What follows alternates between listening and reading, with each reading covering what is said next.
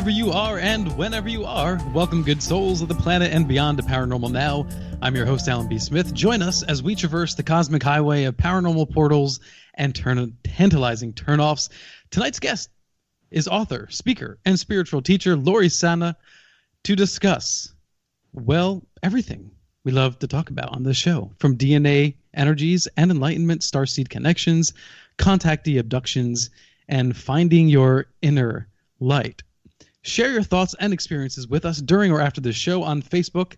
That's at facebook.com/paranormalnowradio, on Instagram at paranormalnow, and on Twitter, paranormal_now. And of course, please join us in the KGRA chat room, which I will do my best to keep my eye on. As usual, sometimes I'm there, sometimes I'm not. Quick update on the UFO Monument Park. So for those of you who may not have heard the latest, the attorney representing Tom Reed and party is now speaking directly with Sheffield's lawyer, and he has been advised to limit his posts and shares about the seemingly unlawful closure and blockade of the park. And just a quick shout out, and I'm stealing this direct from Tom Reed's page, to Ryan Tiano, who recently helped with the upkeep of the park, keeping it looking good and clean. But if anyone nearby has been there lately, I'd love to see some recent images of the park, see how it's holding up, and get your local feedback, too, on what's going on there and what you hear around the town. Okay, so to send any show-related information, show suggestions, or if you have any questions for me, you can email me at alan@paranormalnow.net. Call-ins are now available to all of you as we roll out our new HD toll-free phone line sponsored by the Paranormal Radio app. So add this number to your mobile phone so you can call us hands-free at 85-KGRA live. That's 855-472-5483. Listen for your cue to call in and pose your questions to the guest or myself. And make sure to save the new Paranormal Radio app hotline number 85-KGRA live. Lori Ann Spagna is a best-selling author, speaker, spiritual teacher, ascension guide, multi-dimensional channel intuitive, animal communicator, energy healer, lightworker, visionary, and luminary, who assists others to awaken their alignment with the true divine source which exists within each and every being, so that all beings can live their best life ever. As a spiritual teacher, visionary, lightworker, starseed, intuitive, and healer who radically transformed her life after a series of near-death experiences and an induction experience while living in Maui, Lori teaches about ascension and acts as a guide to awakening spiritually minded animal lovers, lightworkers, starseeds, and way showers. We'll have to ask her about way showers. For over 20 years, Lori has transformed the lives of thousands of humans and animals via her channeled ascension guidance and intuition, sacred energy healing, and animal communication and telepathy. She provides ascension training and support, sacred energy healing transmissions, dormant DNA activations, and sacred key code and star code marking activations for humans and animals. That is a lot. And I just want to correct myself. I've been saying Spagna. It's Spagna, I believe. Right, Lori? It's Spagna. Spagna. Yeah. Okay, there you go. My apologies. So Lori Ann Spagna, welcome to Paranormal Now.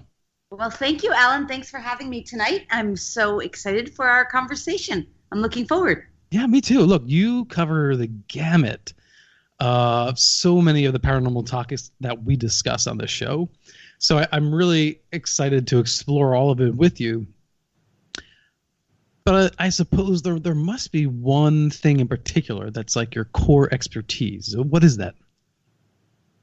Well, you know, my background started with the animals, with animal communication and telepathy, because I started as a dog trainer. And when I was being trained, I was hired by a gentleman who had spent 20 years working for the United States government, training military service animals. And when he was done, you know, with his tour of duty with the government, he started a dog training business and hired me along with 7 other people. And while we were under his tutelage, we had to learn everything without thinking. We had to do everything in an automated way. And so because of that, I kind of like shut my brain down while I would be training the dogs, and I started to hear them. So they started teaching me. It's not really where it began, but that's where my greatest expertise probably is, at least initially. You started hearing them. What is that like?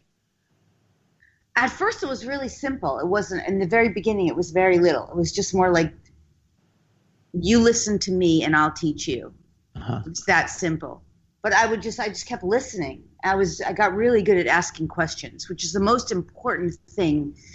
Really, you have no idea how important it is to ask questions of the unknown, and ask questions without looking for the answers, just letting the answers come. And that's how it started. So I would ask questions, and then they would respond.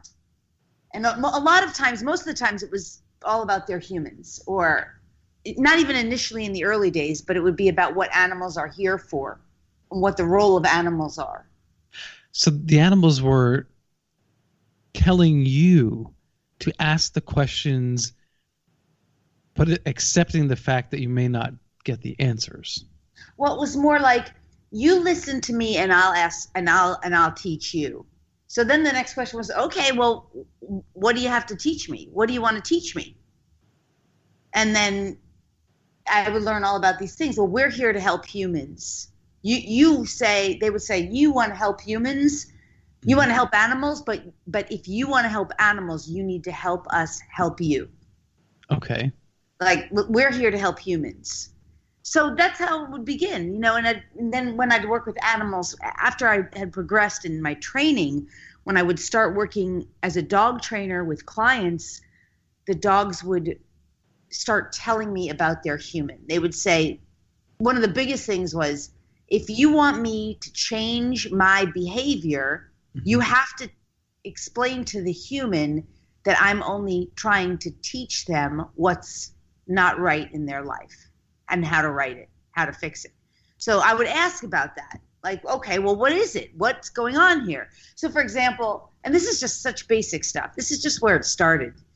For example, animals who are aggressive are usually dealing with humans who are either have misplaced aggression, suppressed aggression, or else extreme fear.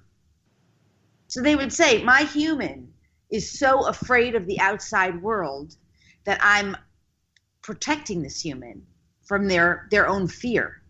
So in order for me to not be aggressive, we need to work on this human's fear. This human is carrying so much fear. Or a lot of times, if you have behavioral issues with animals, if I'm over barking or something, that animal will be like, well, that's because there's so much anxiety. It's the only place I can let this out is when I'm at the door. I can release all this trapped anxiety that my human is carrying. Mm-hmm. So it was stuff like that. So fear is the focus that we need to, is what we need to focus on, apparently, according to... Well, I wouldn't say that. What I would say is that animals are the ultimate empaths, and they feel everything their human feels, and they know what their human is not consciously aware of. So even if we're angry with our pet, but we don't say it verbally... No, yeah, they know. I mean, you know, Alan, if you I've got a lot of guilt now.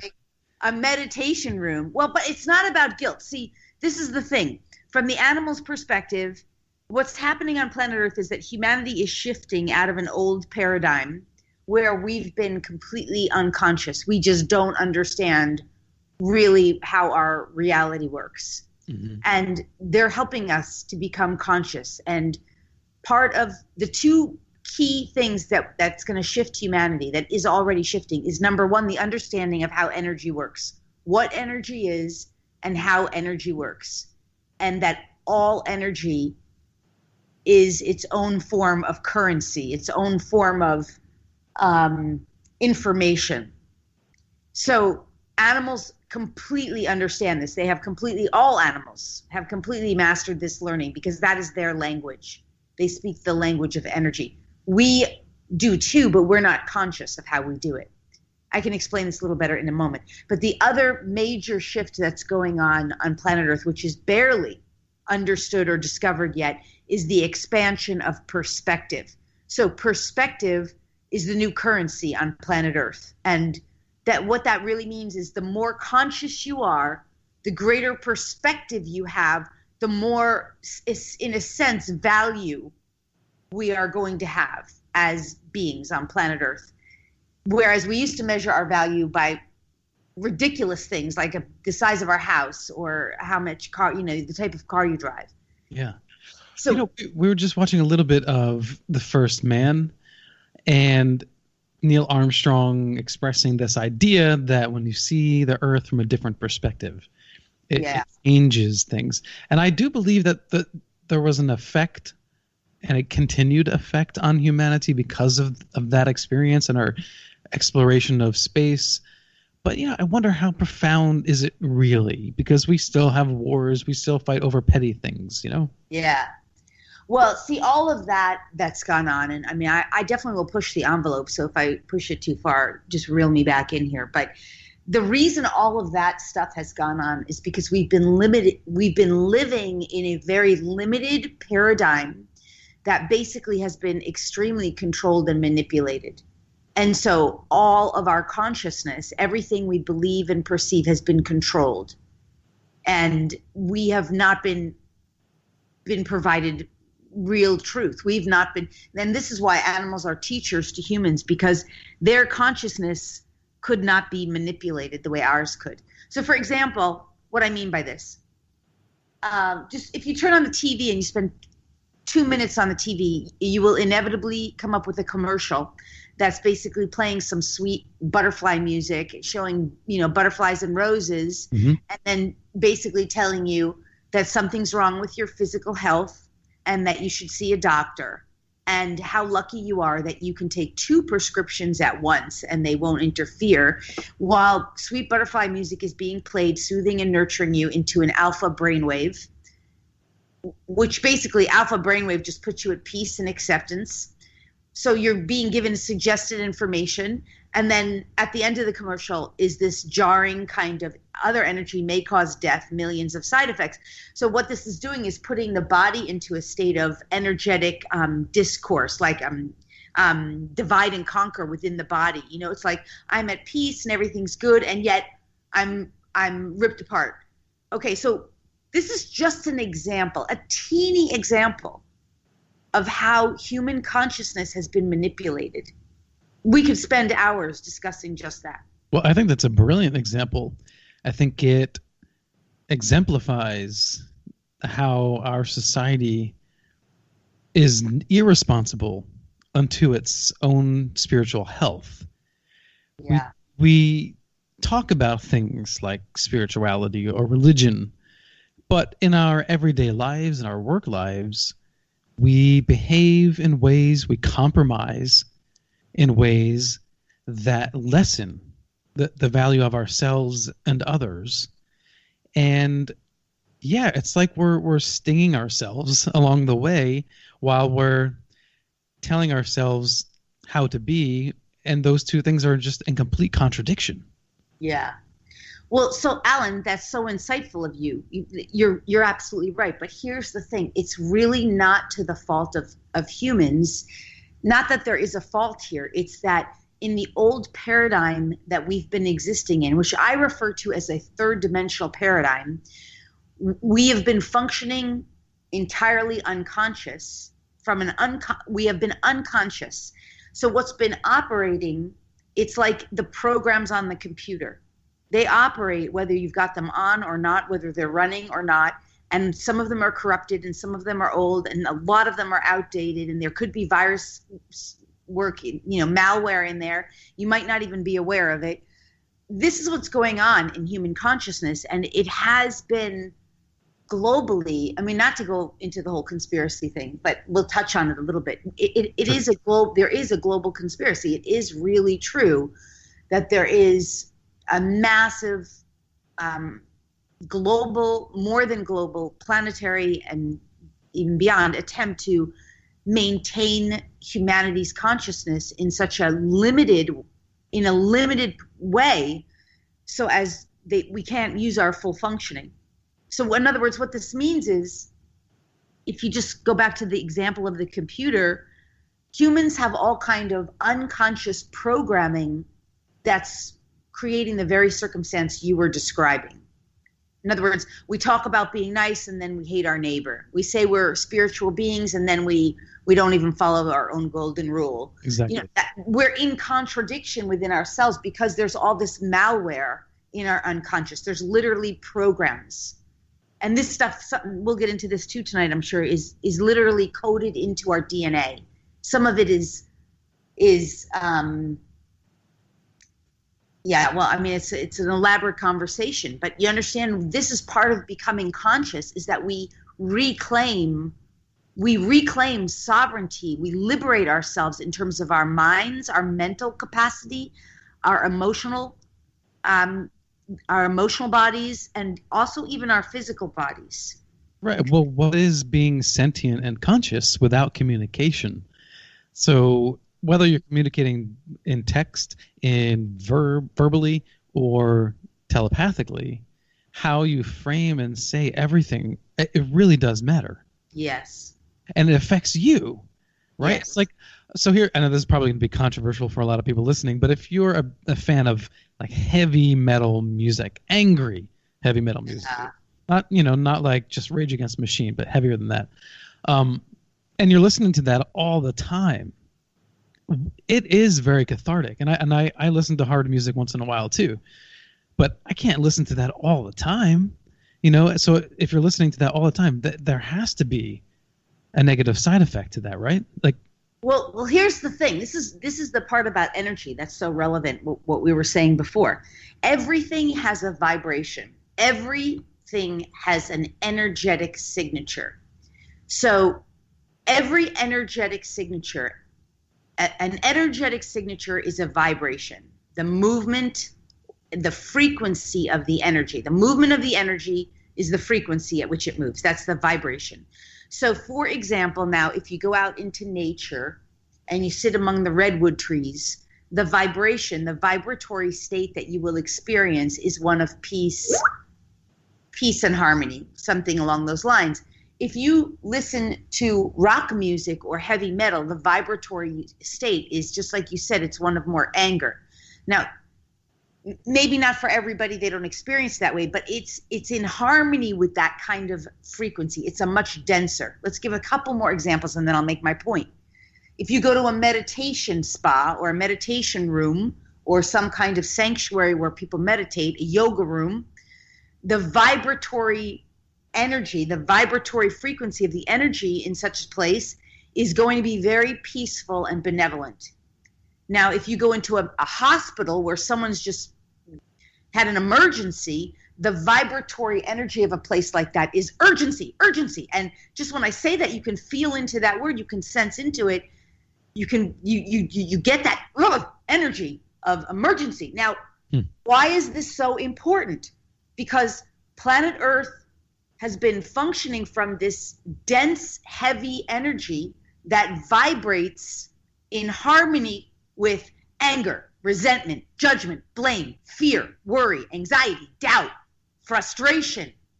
And that energy creates sickness, illness, dis-ease, sadness, grief, depression. That is what that energy does. So even if you're listening to music that you love, let's call it like, what's that music that's rap, and it's cursing and angry music, you might like it, but it does, regardless of whether you like it or not, that means you're vibrating in harmony with that music. It's not about like or dislike. It's a fact. You're vibrating in harmony with that music if you like that, but that is very dense, heavy energy. So the point is that if humanity is going to become conscious of the experience we want to have, we have to understand that everything is a vibration and we must become vibrationally compatible with the kinds of experiences we want. In other words, peace, kindness, compassion, understanding, forgiveness, acceptance, allowance, kindness. This is what I mean. That's an entirely different energy with an entirely different vibration.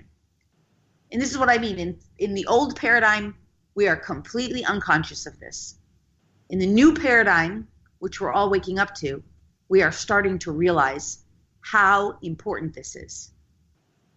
How long did it take you to come to this place of understanding? Because at first you started hearing, we'll say, the voices from animals, but not really voices.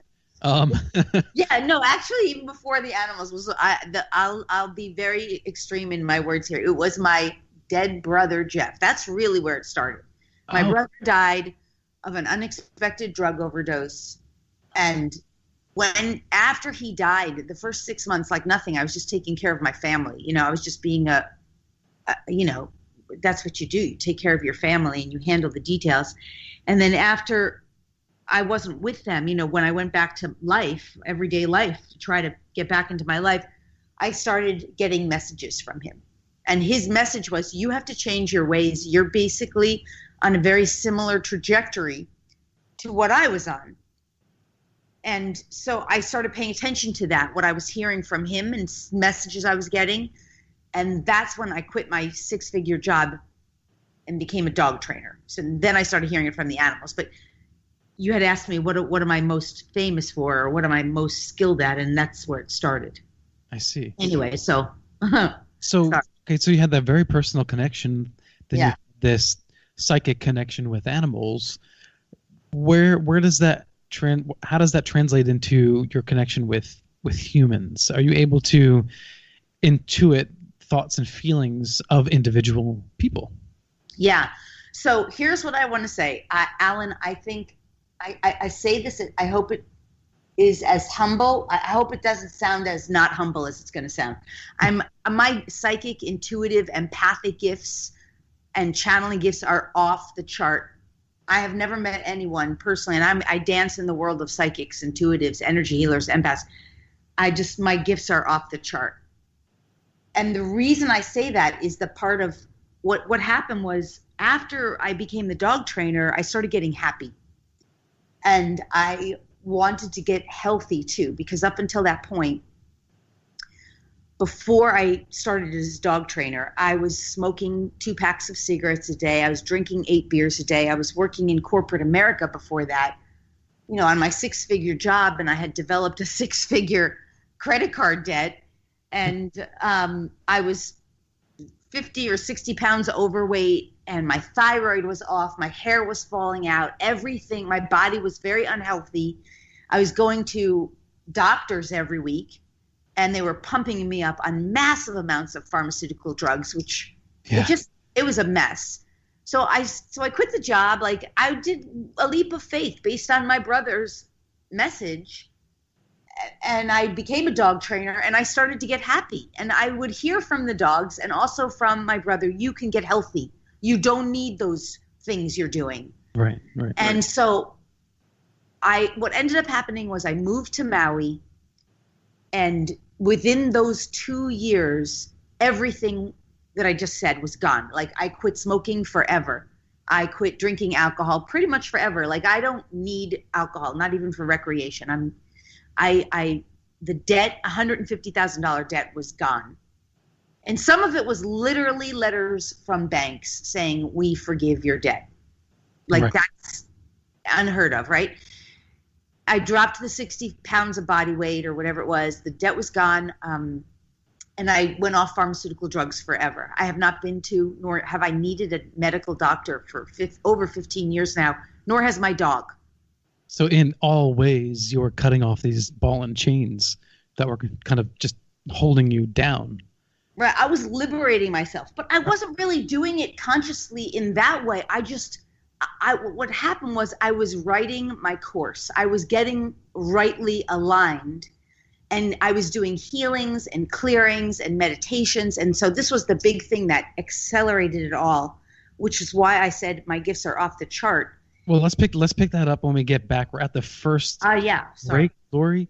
But when we come back, I'll pose this question to you now from Neutron in the chat room. And the question is, would you say our souls are suppressed from evolving deliberately by an entity that needs souls down on this level? Something to think about during the break. We'll talk about this and so much more on the other side. Alan B. Smith for Paranormal Now on KGRA Radio, and we will be right back.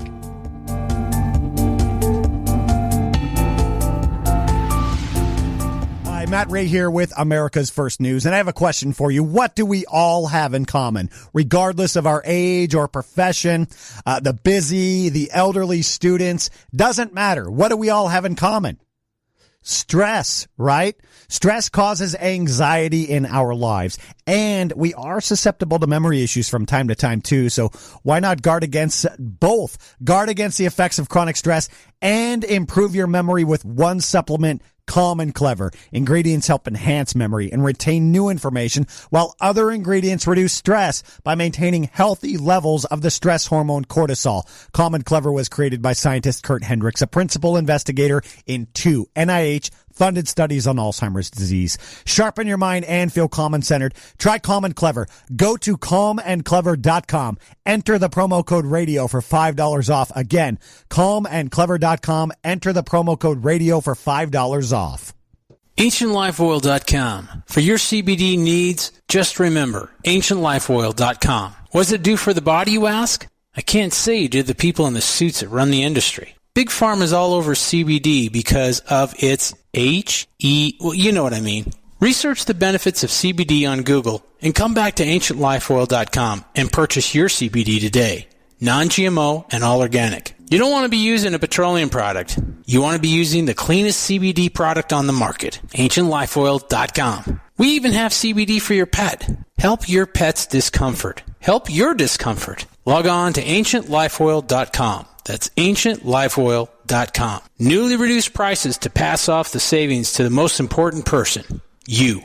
AncientLifeOil.com. And one more thing, we have topicals too. So if you have joint pain and some different issues that are going on in your body, you might want to use a topical. Think about it. AncientLifeOil.com. Get ready, Knoxville, Tennessee. The Alien Expo is coming August 17th and 18th at the Knoxville Convention Center. Prominent top-level UFO researchers and experiencers from around the world present Real X-Files, encounters with UFOs, true alien abduction accounts, contact with extraterrestrial beings. See America's most high-profile contactee, Travis Walton. Hear about bases on the moon from former NASA aerospace engineer Ken Johnson, MUFON abduction expert and niece to Betty and Barney Hill, Kathleen Martin, UFO truth embargo and disclosure advocate Stephen Bassett. Come and enjoy a full weekend of presentations, music, vendors, meet and greets, book signings and autographs, cosplay, alien costume contests, and more. Day passes, weekend passes, and VIP passes available now. The first annual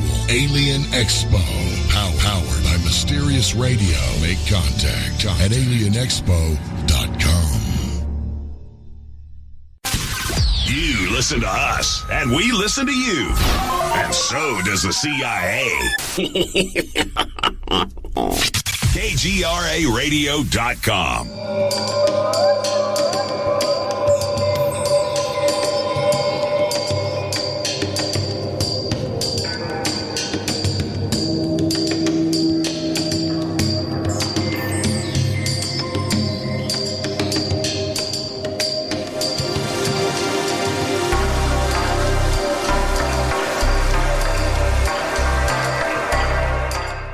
Welcome back to Paranormal Now. This is Alan B. Smith, your grateful host, and tonight my guest, Lori Ann Spagna. I got the last name right that time. Yes, I did. You got it.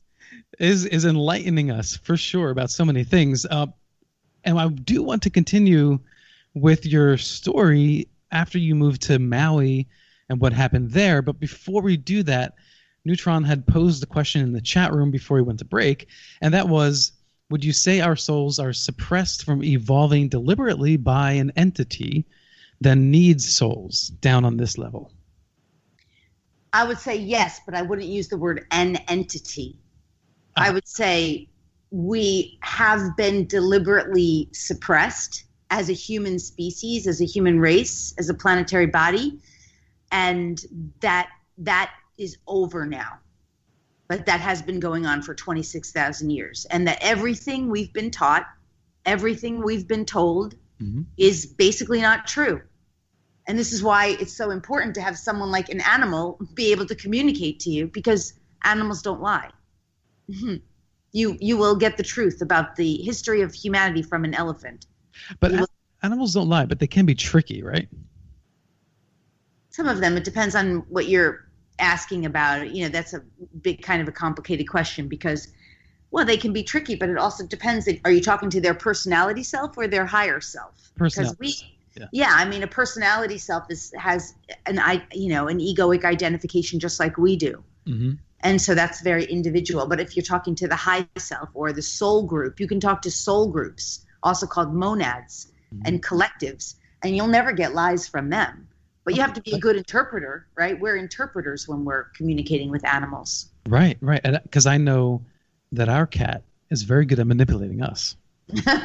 Yeah. Well, cats also, since we mentioned entities, cats are really good at catching entities and clearing them. Ooh, really? And so if you're getting trickster energy, it could be, an entity around. But that's part of what cats do. They are able to see interdimensionally. Their eyes are able to see through the physical reality in ways that our eyes, that our mind is generally not typically able to unless we develop that gift. Okay, so there's not a singular devil-like entity or something that's trying to feed off of human souls?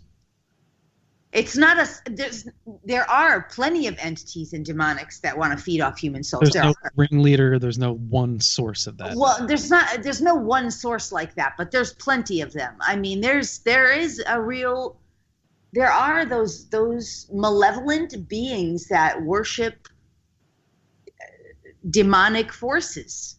We call that the dark arts. I don't play in that realm at all. I only know what I have to know in order to serve the light. My job is entirely with the light.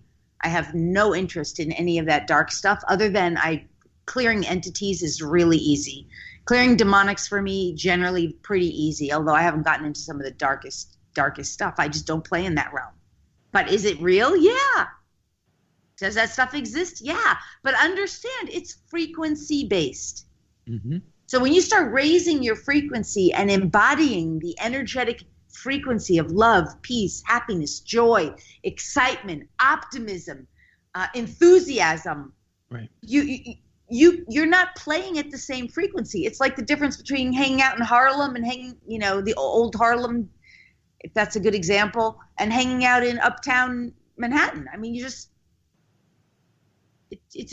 not going to cross paths. It's like the difference between AM 640 and 92.7 smooth jazz. Right. It's just not the same frequency. So magic or psychic abilities, it's the frequency that matters. Although I would say there are a number of religious sects that think that anyone who uses any psychic ability or any kind of magic is inherently evil. Right. Well, I would call that brainwashing. And I would call that stuff part of that demonic force. Wow, that's interesting. I say that humans have been deliberately deceived and manipulated. Look, here's the fact. This is fact. Mm-hmm. Every single person on planet Earth has the ability to develop these gifts. So, for example, this is really simple. The average human is using only 10% of their brain, or less if they sit behind a computer all day or play video games all day, or if they drink alcohol or use drugs. Maybe that's not even a fair statement to say, but nonetheless. Okay, 10% average human. When you start developing these gifts, you're expanding your brain. There is a real thing called brain elasticity. You're using more of your brain. That's number one. Number two, every person can access a theta brainwave. The average person uses only two brainwaves, a beta brainwave and a delta brainwave when they sleep. Maybe they use an alpha brainwave if they veg out in front of the TV or sort of light meditation. Theta brainwave is a universal brainwave that connects brain to brain telepathically. That's a fact. Anyone can learn how to access a theta brainwave. Also, the average human is only using the left analytical brain. That's what we're taught. That's what we're schooled in. No one teaches meditation in school. I mean, not no one, but so you have to use your whole right brain. There's a whole side of the brain. The right brain knows what the left brain is just trying to figure out. So the right brain has all this knowing, but nobody's even using it, the average human. By the way, the animals use their right brain and their left brain way more in balance, 50-50, not even 50. They use more of their right brain, but still, they use a lot more of their balance, both sides of the brain. We're not using the right brain. I mean, most people can't even meditate for more than 5 minutes a day, even if they do, or 10 minutes a day. Mm-hmm. That's where all that brain knowledge comes from. And it's not something you learn or study. It's knowing is in there. And when you meditate, you're in the theta brainwave? Well, you have to learn how to get into it. But yes. Let me just say a couple other little things, because this is where all these psychic gifts come from. Sure. Every person has a pineal gland and a pituitary gland. These are the master glands in the center of the brain. Master glands that live in the center, sort of rear of the brain. Now, they get shut down by fluoride, sugar, artificial foods, diet sodas, artificial sweeteners, which are free everywhere for a reason, and they basically make you dumb down and stupid. If you're not using that part of your brain, that master gland, what do spiritualists call it? Your third eye. That's your psychic eye. That's actually what you hear with. You don't hear with your ears. You hear with your brain. It's actually what you see with. You don't see with your eyes. You see with your brain. Now, if that's calcified or shut down because of fluoride in the water, fluoride in the toothpaste, artificial sugars, artificial sweeteners, white sugar, and all kinds of other genetically modified foods, pharmaceutical drugs, that gets shut down. You lose all your psychic gifts. It can be reactivated. It can be cleared. It's not a dead-end street, but that's why people don't know this stuff. And two other really quick pieces here when we're talking about psychic information, empathic information, all this stuff. Your heart has a brain. People are not using their brain matter in the heart. We don't even know that. Like this is scientifically documented. The heart has a brain, has brain matter. The gut has brain matter. Now, that's why when people say, I just knew it in my gut told me, because there is a brain in the gut. But this stuff has to be developed, and like a muscle. Not to mention that our skin can take in information through the skin. And this is also scientifically documented by the Institute of Heart Math. But we store memories in different parts of the body anyway. Yes, all the tissue in the body, all the fascia in the body, all of the meridians in the body, which are famous in Chinese, Asian, different Asian Asian medicines, right? There's meridians, energy centers. This is all storing up memory and information. And one other key piece, because this is stuff we can all access. No one doesn't get access to it. It's just nobody knows about it on purpose. We have 12 strands of DNA at least. Right now, the average human only has 2, and they're entirely corrupted. What are they corrupted with? Disease. What is the disease? Crap from the ancestors that was not resolved by the ancestors. Junk that they left behind. So it's not junk. I call it unreceived gifts, right? But if your ancestors had diabetes, or if your ancestors had cancer, or if your ancestors had depression, whatever it is, if you had poverty and trauma in your history, addiction, that's stored in the DNA of the first 2 strands. That stuff can be cleared and resolved so that you claim the gifts, right? Because it's just a record of something that was unresolved by the ancestors.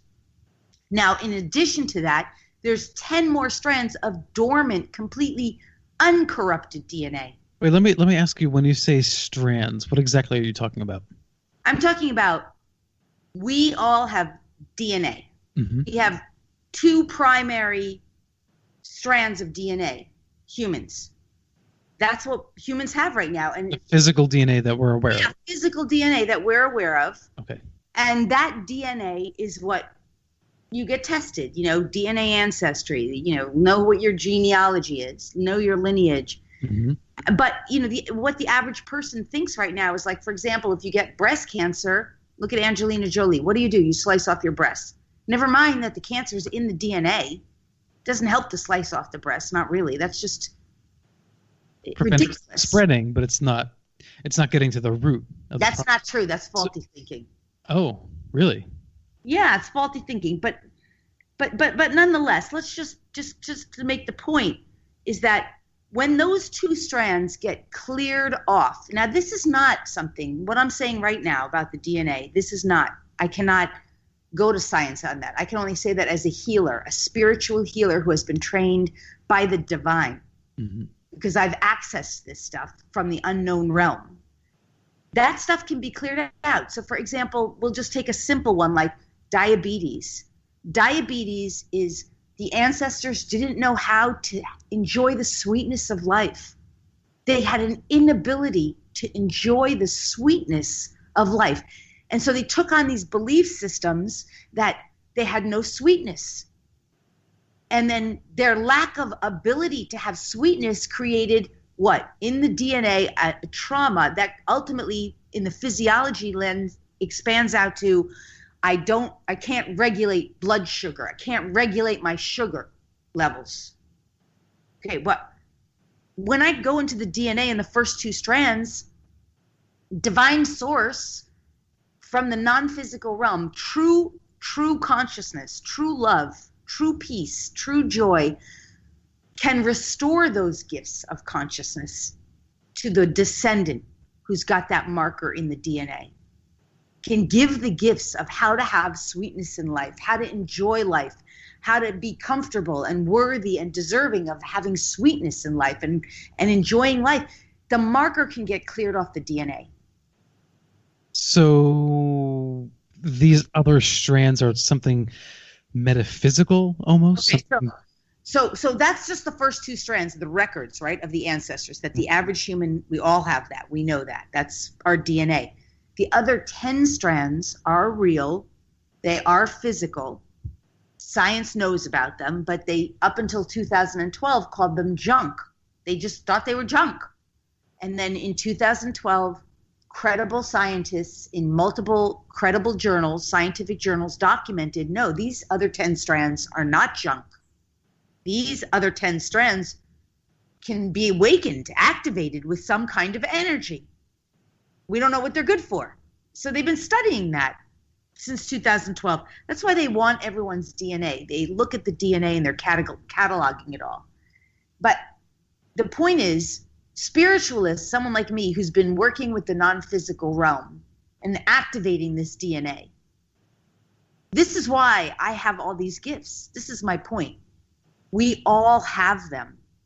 But I've just been working with this now for these 12 years, or now it's more than 12 years, to activate all of this within me. And what happens is when you start activating these dormant potentials, for example, the third eye, for example, the theta brainwave, for example, the brain gut, the gut brain, the heart brain, for example, becoming more conscious of energy and developing these extrasensory gifts and clearing out those first two strands of DNA of all the corrupted stuff, and then activating the other dormant DNA, this is where these gifts come from.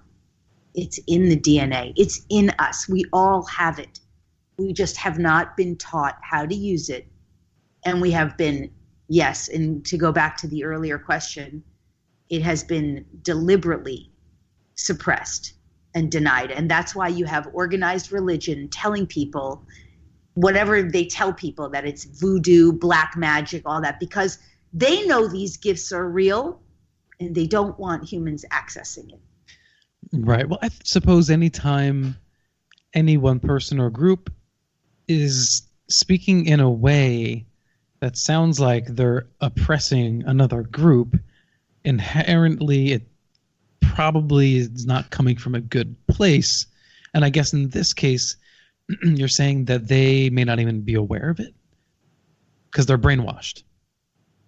Well, I'm saying that the word brainwashing for me is like a very easy word to use, but for the average person, if they hear a word like that, it triggers all kinds of like stuff. But if you just go back to the commercial reference, that I made earlier, what we're talking about here is people getting messages and information that is just not true. because it serves private interests. And who's oppressing this information? Who's hiding it from us or trying to keep us from being enlightened and aware, self-aware of these capabilities that we have? So that question requires hours of conversation, but to answer it in the fastest... You have to come back on. We can talk about that again. Well, I'll answer it in the fastest, most direct way I can. If you understand that there have been global elites who profit in power, domination, control, and that's their high, and that they actually benefit from the energy of pain and suffering, anxiety, grief, sadness. That's what's been going on. But these global elites, what do? They control the financial systems and all the financial markets of the world. They control all the news media. They control all of the schooling and educational systems. And of course, that includes all of the medical institutions. And they control the schooling systems, of course. Mm-hmm. They do control all the natural supplies like water and gas, electricity. So this is like an oligarchy? Yeah, I guess you could call it that. They certainly control all the world's religions. They're at the top of the religions. So this is a popular conversation I'm presenting here, but to me, this is just, in my world, this is so known. It's just so known. I guess, you have to, in order to maintain that, get to the top of whatever that organization is and stay in power. Here's the thing, Alan. You got to understand this has been going on for as long as humanity has records. So it's not like you have to get to the top. It was the history as we know it of humanity is not accurate. And I just want to say that this stuff is starting to come out on TV shows like Ancient Aliens and other kinds of shows like that, but it's starting to be leaked to the masses in a way that's more digestible. But it's been known for a long time in, smaller little psychic groups, which is why we're portrayed as woo-woo and crazy. Because if someone has the answers that would free and liberate humanity, and it does require humanity to actually want to know truth. It does require humanity to actually be willing to be open-minded enough to consider this. Because, for me, this isn't even really what I teach. It's just that I happen to know it, and this is where our conversation has gone. But in fact, I'm just way more interested in freeing and liberating humanity so that we can all live happily, joyfully, abundantly, prosperously, healthfully, well, and free and liberated from this old paradigm. That's what I'm interested in. But the point is this has been going on since the existence of humanity, and history is being rewritten because we haven't had the truth. We haven't known the truth. We haven't been told the truth. But now that you know the truth, I don't know all the truth. Okay, I just want to say. Right. But you've tapped into something, right? And you believe this is the truth or the trail to the truth. How do you actually make changes, right? How do you, as an individual, unlock these other strands of DNA or junk DNA and activate them? Okay, so this is what I want to say, is that I've been doing this for about 15 years now, almost. Maybe not quite that long. But certainly I've been doing it for 12 years professionally. And it didn't start off with me having all these gifts or all of this knowing. It just started off as, I think I'm getting messages from my dead brother. Am I crazy? I think I'm hearing animals. I'm going to start listening. That's how it started. I was just another person, working the slave driver program. 6-figure job, 12-hour days, 6 days a week, really miserable, smoking, drinking, spending, overweight, pharmaceutical drug overdose practically. And yeah, I needed to get off or die. That was basically it. Mm-hmm. So how do I do it? It was little by little. It's not a pill. You don't just go to God and suddenly, it's not like that. It's been a long process of daily, what I call I use the word healing, but really most of it's downloads, activations, clearings, meditation. It's constant inquiry. Like, I'm always asking questions of the universe.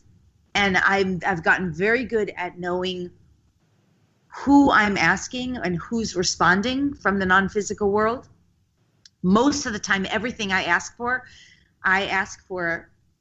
creator, the highest, clearest, purest, original source, the original source of creation, of all that is. I ask to be given its truth about things, its point of view, its perspective, its understanding, its definition, so that I can make my point of view, it's one and the same. And that's where I get all this. It's and just... do you feel that physically you're better off, perhaps because you're more in tune with this energy and this source? Do you think that it's so beyond physical is elevated? Yes, it's so beyond physical, because not only, I mean, just if you remember the comment I made, this is really true. This is my true history. Up until about 15 years ago, or maybe somewhere between 12 and 15 years ago, I was in and out of doctor's offices every week, pumped up on pharmaceutical drugs, smoking 2 packs of cigarettes. That's how I was coping, all those ways. And as I started to do this work, that stuff dropped away. And as I said, this is true. I have not needed a medical doctor, not even a pharmaceutical drug, in over 12 years, nor has my dog. And this isn't just about physical health. The information that I'm giving you is nothing that I learned really in a book. It's more like I'm accessing the non-physical world and I'm asking for information. And because and information is not just information, it's energy, it's consciousness. And because I have been steadfast and dedicated in this process, I've been able to learn and know things that's available to everybody. I just have developed the tools to know how to do it over these years, all these years. With all these skills, I am curious. There's another question from the chat room from Libertas, and it is, have you ever cleared spirits from someone's house, and how did you do it? Because I think that someone like yourself, if anybody could do it, it would be you, right? Yeah, that stuff to me is 101 stuff. It's so basic and easy. And actually, I mean, one of the best things you can do just to clear spirits from your own body, because people have all kinds of entities on them all the time. They're carrying entities because they're just hitchhikers. They don't have bodies. And they typically, especially if you drink alcohol or do drugs, that is like heaven for these entities. So one of the best things anyone can do all the time, you should do it. Every time you get in the shower, you say, number one, you say, I am the single sole occupant of this body. And then you state your full name. I command single soul occupancy. Now, when you do that, under the laws of the universe, which we didn't talk about those, anything that's occupying your physical, energetic space has to leave you. And most of the time, they're going to hitchhike on something else. So if you can do it for your animals, too. The same thing. You can do it for your own animal. Same thing. We would give them. I command single soul occupancy for this animal, for his body and being. I command it. Okay, but is there a water ritual involved in that, or does that not have to be a part of it? Well, it doesn't have to be. I mean, what I'm giving you is 2 seconds, right? There's a lot more to it, but that works. What I just did, it will work on a daily basis. It works. The other thing you have to do constantly is say, I claim sovereignty over my body and being. I claim sovereignty over my mind. See, because people don't understand that they're being influenced mentally. Like, let me just say, just yesterday or last night, or maybe it was this morning, I don't remember. I was traveling through the airport, right? Because I left last night and I got out this morning. At one point, I walked past an extremely overweight, obese woman. And when I walked past, I heard the words, you effing fat obscenities. When I heard it, I thought, my God, this poor woman is carrying that with her. It's not even, I heard it. It wasn't my thoughts. I wasn't thinking it. So it was like an echo in her own mind. Someone has thrown that at her, right? Yeah, I think we've all experienced that. I certainly Yes. all experienced that. And sometimes you can just feel it subtly in the back of your mind, even if it's not clear and loud at the front of your mind. Right. She took it on, someone else heard, and she can clear that. That's the kind of stuff you can have to hold it right here. But I do want to ask you about that. I also want to get into, like you had mentioned, laws of the universe. But when we come back from the break, I'm really fascinated now about your take on this kind of conspiracy theory, if you will, about the New York blackout, because that's my town that I live in now. So we'll get that on the other side of this break. This is Alan B. Smith for Paranormal Now with a fascinating guest, Lori Ann Spagna, and we'll be right back.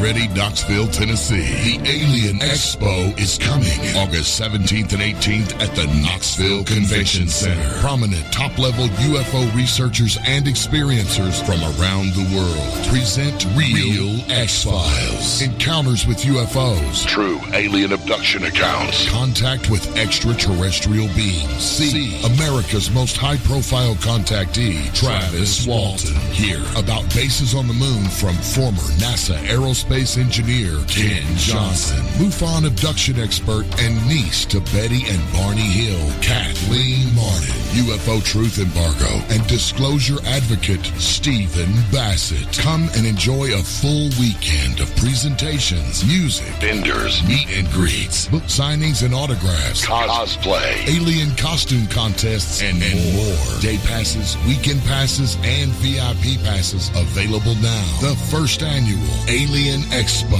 powered by Mysterious Radio. Make contact at alienexpo.com. Hey, is that a new music app? Yeah, check it out. Surfer Music Discovery. It links to thousands of online stations, but the twist is you see the song names and artists that are now playing live. That's different. No guessing. Looks like a waterfall of music. So many formats. Rock, oldies, country, R&B, jazz, and a whole lot more. How's that spelled? Surfer. S-U-R-F-R. Is it expensive? It's free. No need to sign up or sign in. Get the Surfer Music app free from Google Play or the App Store. Feeling sluggish, bloated, gassy, and, well, you know, want some relief? Try Life Change Tea at GetTheTea.com. Our unique blend of all natural herbs go to work on your digestive tract, giving you So before you try our super strength formula. It does a great job removing intruders that jack you up. Thousands of people use Life Change Tea every month, so try it because you're gonna love the way you feel. And here's a little pick-me-up. Order now and receive 10% off your first order by entering in 10 today in the coupon code. That's 10 today in the coupon code. Go to getthetea.com. That's getthetea.com. Enter 10 today in the coupon code for your 10% discount. Wow, feeling good never felt so good. Get some tea love at getthetea.com. Changing America one tea bag at a time. Are you intrigued by Paranormal Talk Radio? You'll love the new Paranormal Radio app from TalkStream Live. You'll find a great selection of talk shows covering UFOs, ghosts, strange phenomena, and much more. Download the Paranormal Radio app now and start listening to the very best in paranormal talk entertainment, including the network you're listening to right now, the Paranormal Radio app, free in Google Play and the iOS App Store. Now you have the inside contact for Alternative Talk Radio. The Planet. KGRARadio.com.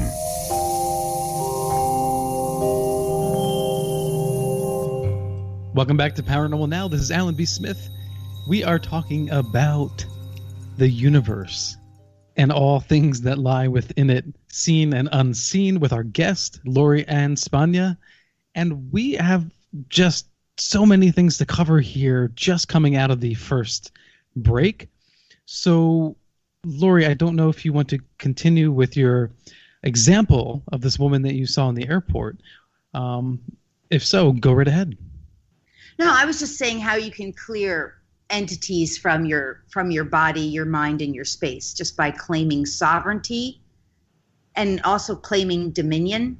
It's great to do it in the shower, like you brush it down. You can give it to Mother Earth. Take it, Mother Earth, take it. Like I don't think we should dump all our crap on Mother Earth, but that's just one of those things she can help with. She's cool about that. But even if you want to clear a house, I mean, there's lots of ways to clear a house, but you can do the same kind of thing. You know, it's a little more complicated with the house because the house has its own consciousness, but definitely using sage. Sage is a clearing tool, and you can use sage through the house and put crystals in the corner of the house, Lemurian crystals, and you charge the crystal with just the intention. You just tell the crystal and you give thanks to this crystal, because crystals have consciousness. Crystals are record keepers and timekeepers, and they have information and energy. They're not really understood to the depth of their capacity yet. But you can put really fascinating because it's very abstract, because if a crystal cracks in two, do you have two different consciousnesses? How does that work? Oh, that is a really interesting question. So the thing to understand with crystals is that crystals are record keepers and timekeepers and information keepers. So they're basically like time capsules from the future. I know that sounds crazy, but literally there is information in there for us to harness and to use. So every different kind of crystal has a different role. And even within the different types of crystals, it's like a tree. Every different kind of species of tree is a different kind of tree. But even within the species of a tree, the rings inside of a tree have different information about that tree's life and longevity and the environment it grew, the earth and the soil, etc. Well, crystals have the same thing. So when you start to learn from crystals, like this is another part of the way I didn't know this. I meditate with crystals, and I ask the consciousness of the crystal, share with me any and all information it would like to share with me. What would it like to teach me? What could I learn from it that it would be willing to share in an honoring way? Now, the average person might think that's crazy, but to me, I would never know all the things I know if I didn't do this stuff.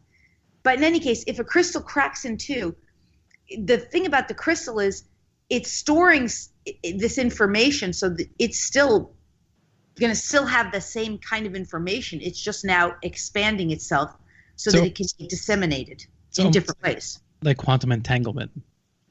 In a sense, yeah, you could say that. All right. Well, I do want to shift gears here and ask you a question about New York, but I just want to remind all the listeners that tonight you can call in and ask Lori questions using the HD toll-free phone line sponsored by the Paranormal Radio app, and that number is 85-KGRA-LIVE, 855-472-5483. Listen for your cue to call in, pose your questions to the guest or myself, and then we'll make sure, again, to save that number, 85-KGRA-LIVE. So we'll be doing that in the last half an hour. We'll open up the phone lines. To start off this hour, Lori, I'm really curious about this enigmatic comment you made about the New York blackout. So, oh yeah, I had not heard about this. So anyone listening recently, New York did have a blackout in Midtown Manhattan, which got some press. So Lori, why don't you take it away and explain what this theory is that you have? Okay, well, so in order for me to say what I'm about to say, I just have to give a little foundational information. So humanity is shifting out of an old paradigm and into a new paradigm. The old paradigm, and this could take me another hour to explain, but I'll say it real fast. I call it a third dimensional paradigm. But this paradigm is a paradigm based in unconsciousness. The primary energetic vibration of the old paradigm is fear, domination, manipulation, control, secrecy. The primary experience there is me, I, me, mine, and separation. I don't care about you. You're separate from me. You're Russia. I don't like you. I'm the United States. You're man. I don't like you. I'm a woman. You're black. I don't like you. I'm white. You know, that kind of thing. Mm-hmm. You're Jewish. I'm Italian. I'm Catholic. Whatever. And we're shifting into a new paradigm, which is really everything I'm talking about. That's based on a 12-strand human, a 12 DNA human rather than a 2 DNA strand, where humans become heart-centered, use both the left side of the brain and the right side of the brain, way more intelligent, way more caring, way more loving, way more conscious, and that the primary energies are love, peace, joy, connection, unity, we, us, ours. How can we make a wonderful place to live in? How can we cooperate, share, collaborate, participate in this connection, unity connection together on Earth, and with our other planetary bodies? Like, we didn't get to any of the star being stuff yet. So this paradigm, from the old paradigm of unconsciousness, which is what we've been talking about, moving into this new paradigm based primarily in consciousness, perspective, energy, joy and love, peace, etc. In order for this shift to happen, this has been in the works for many, many years, since the 60s, easily, and way before that. It was from the birth of time it was planned, but in order for that to happen, certain factions have to lose their power. And that includes the financial markets and institutions, and that includes a lot of the records that are stored on computer systems. A massive blackout would serve that. So when that blackout happened in New York, I have no proof of this. I just asked psychically. I asked Source, what's going on here? Is this what's happening here? And also because I have a lot of teams of non-physical beings who are participating in this, in facilitating this shift for humanity. This was slated for 2012, by the way. Well, what I was told was that this blackout is part of wiping out information that's non-beneficial to humanity. In other words, old records that have kept humanity enslaved. So the blackout somehow, caused servers to crash and files to be corrupted, that sort of thing? Clearing out corrupted stuff, yes. Cleaning out corrupted files. Okay. I mean, I don't know how the grid works, so I can't, I'm totally speculating, right? But, I mean, if that's the case, it was isolated to a square block area. It wasn't like all of, Manhattan or half of Manhattan. It was a fairly contained area. So I don't know. Well, let me say this, and this is going back, but in pre-2008, before the last major financial collapse, what happened was the internet wasn't really up as much back then. It really was still in really infancy. And many of the documents that were used, for example, in the mortgage and housing industry, also in like the old schooling, like Sally Mae and debt, financial, loans. There were not records of those stored on the computer yet. And when that collapse happened, and then the banking industry had to get bailed out, a lot of all those records were gone.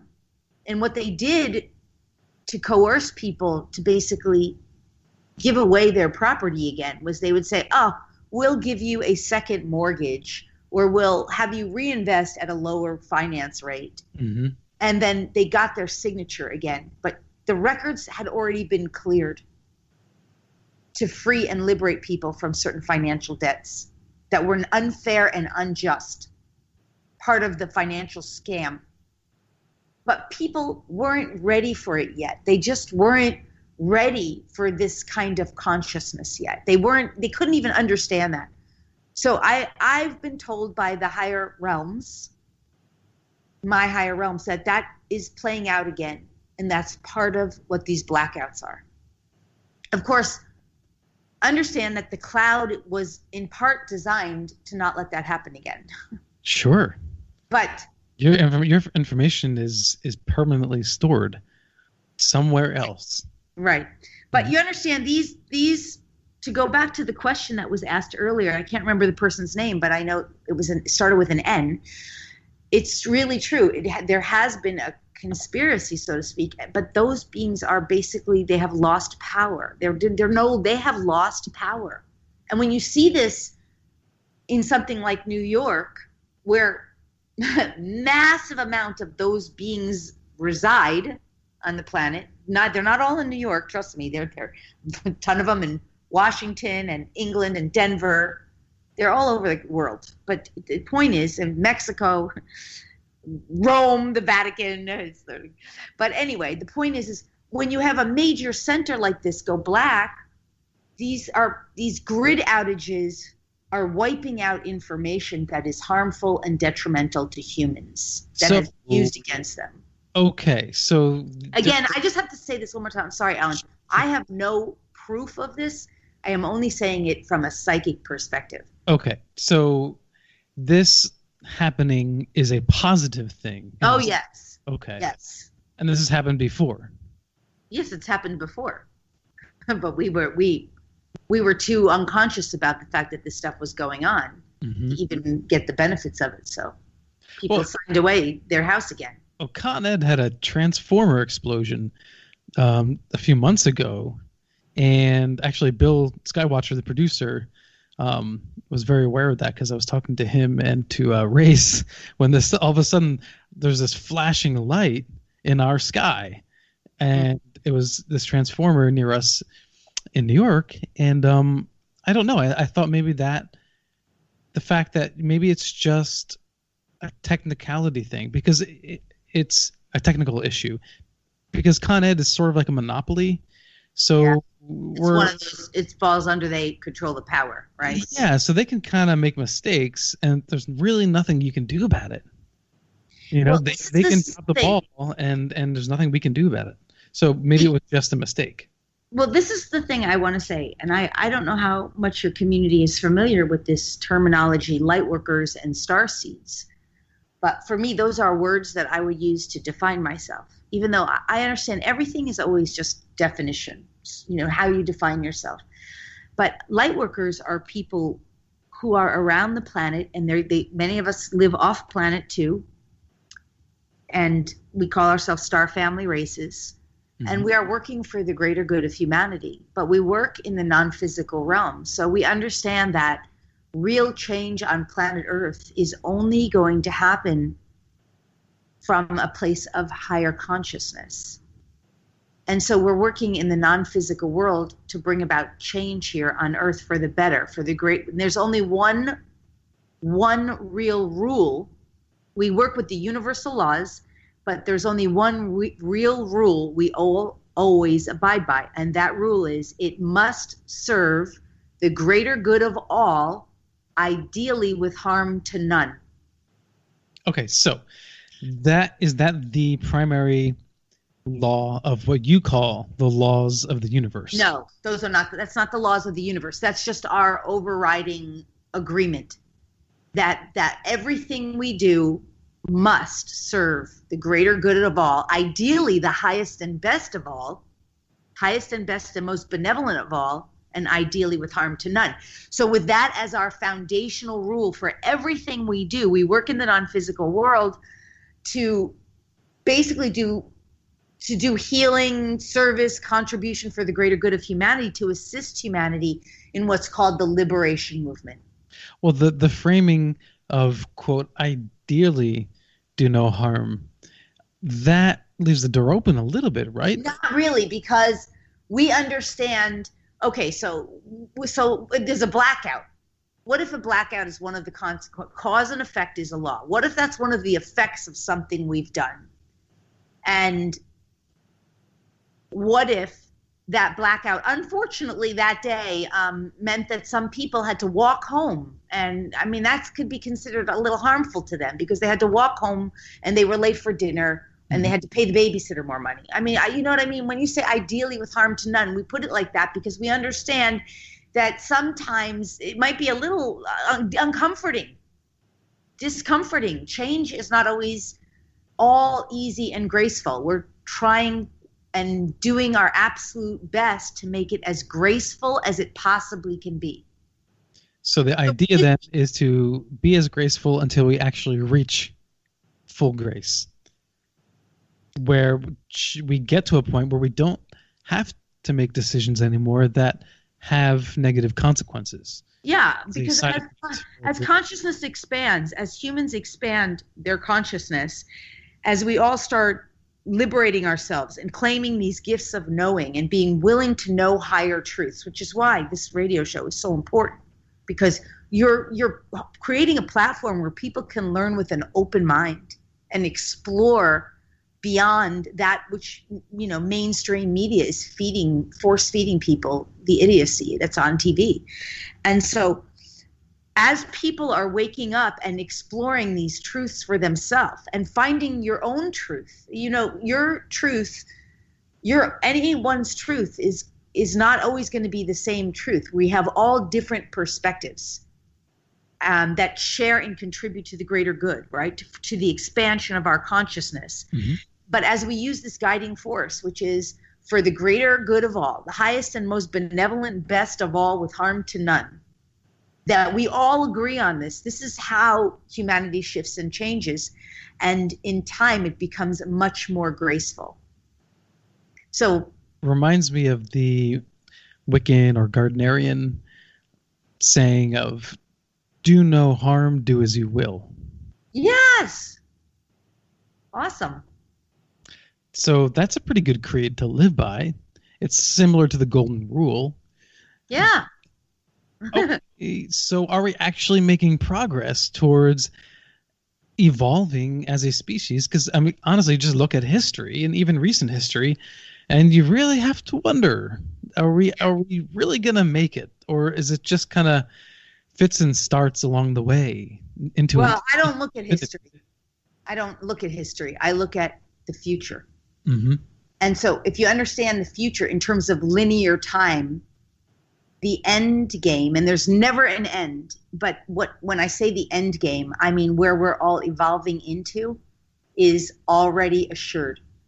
Humanity becomes a benevolent race, a benevolent species. The true original divine human blueprint is restored for peace and happiness, health, well-being, joy, the elimination of suffering. That is done. I can see it. It's done. And the way I look at it is more like you have to reverse engineer from the future. Too many people look at history. History is where we were. It's not where we're going. But we learned from it, right? I mean, yes, okay, great. Learn from it. Learn all you want. But when are you going to be done with it? To me, I'm done with it. I don't need to recreate the past. I'm excited to create something all new.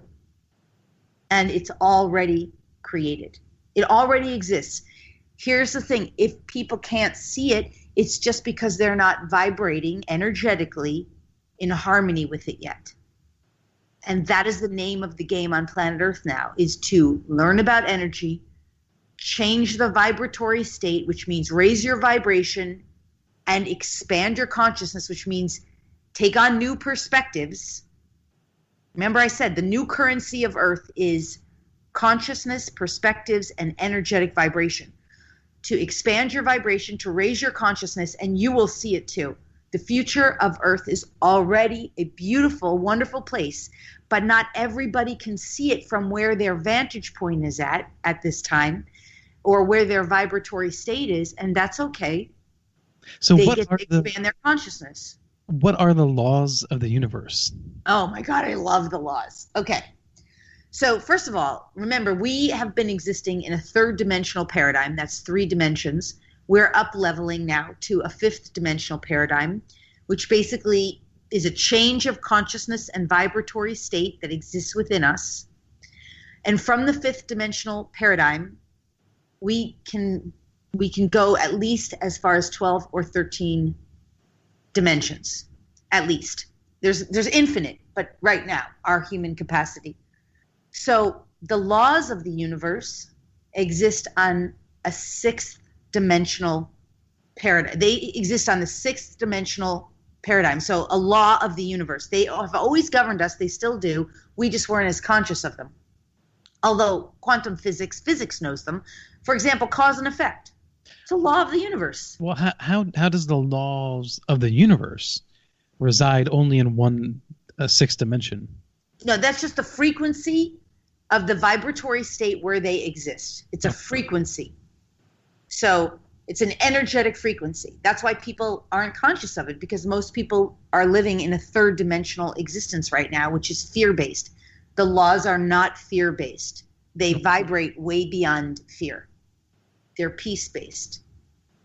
So they exist on a sixth dimensional frequency, and they basically do govern us. So there's a law of, for example, free will. There is a law of free will.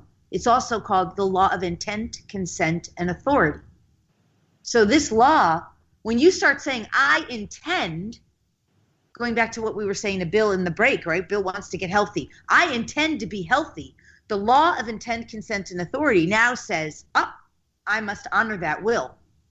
And the universe will start to align with everything to help Bill become healthy. But anyone can use this. I intend to drop 20 pounds in a wonderful way that feels good and right to my body and being. I intend it. Now, you say that with the full force of your might. You are using the law. The law comes in and goes, okay, now I have to align. Other laws come into play too. There's a law, for example, of synchronicity. It synchronizes things. It organizes things. There's a law of cause and effect. The law of cause and effect says, an intention is stated. The law of free will and intent, consent, and authority has made something so. The effect is I must make it so. I must provide the effect of that. The laws of the universe are so phenomenally fantastic because once you start understanding these laws, these are the governing laws for us in the future. They are absolutely benevolent, and they are completely they're so understandable. So in the sixth dimension, is this a place of ultimate peace and balance? Well, I mean, there is a law of balance, so it keeps things in balance. It's not somewhere we live, but so we can't ever live in it.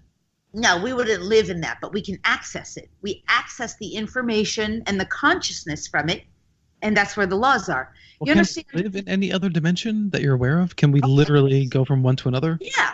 There's seventh and eighth dimension and ninth dimension. These are where our star family races exist. Star family beings. So they're basically plasma bodies mostly. We have physical carbon-based bodies. And by the way, in the fifth dimensional reality, our bodies start evolving out of just a carbon base to become more light-based. We have a lot more light. Have you had actual visions of this? Have you sort of seen it? Yes, and more than visions, even more. It's cool to hear you saying this stuff because to me, it's just part of my knowing. And the people that I interact with, my friends, my community, we all know this. Mm-hmm. So it's part of the fifth dimensional reality, but humanity is now being leveled up into it. This is why. You said you've seen it and more. What's more? Oh my God, there's just so much more. There's so much great stuff for us. There's so much great stuff. All illness gets eradicated. And this is within the next generation. In other words, it's less than 80 years away. It's not even that long. Illness gets eradicated. Sickness goes away. So how does that happen? Is that because of medicine or is that because of consciousness? Medicine is a deterrent to health. Medicine is primarily a deterrent to health. So this near miraculous elimination of disease is because of what, a frequency that humans all tune into? What's the impetus for this? Well, the impetus for it is consciousness. But when I say near miraculous, you said near miraculous. I want to just define that because people's idea of miraculous is that all of a sudden one day they, stand up like some priest puts their hand on them. They roll up to a pulpit in a wheelchair, and then 30 seconds later, after someone puts their hands on, they stand up. Hallelujah, I'm healed. It's not like that. Right. It's more like near miraculous because it's energetic shifting and changing. It's a change in the fundamental ways we live, the way we think, the way we emote, experience emotion, the way we behave.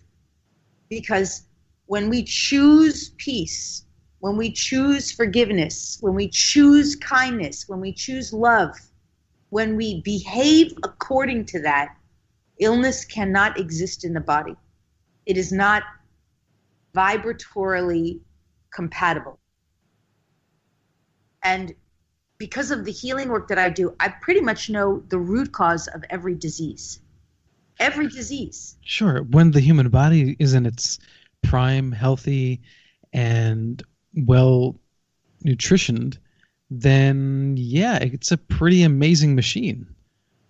Yeah.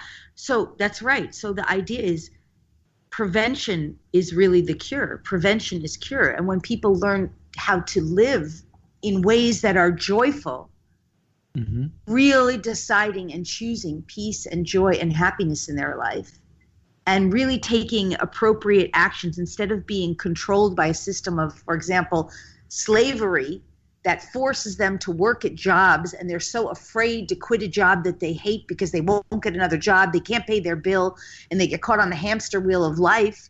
That old paradigm is dying. So as people say, no, my happiness matters, my life matters, I'm going to start making choices that make me happy with harm to none. I'm going to choose to be so much more conscious, to understand how energy works, to understand how the laws of the universe work, that if I intend to have the most fabulous job and I'm working with this in consciousness, yes, I may slip and fall, but I'm going to have enough foundational knowing that my, in energy and consciousness, I'm going to shift the way I do things. See, as this happens for humanity, the change is going to be so dramatic so quickly, because once you really get conscious and life changes so much better for you, you can never go back. And then this is what I mean by when you say near miraculous. Yes, it will take some time. It's not overnight, but I'm talking within a generation. So when we get there, you're saying there's no going back. That's it. We've hit this next plateau and we can't. Well, why would you ever want to recreate that stuff? Right. That means everybody's on board, right? Everybody's going to be on board. Okay, because you start realizing how real this is, you change so fundamentally everything you think and do. Well, I mean, I definitely agree that perception very often is a choice. How you see yourself in the world, how you can affect your own mood and your own outlook on every day is very possible and very doable.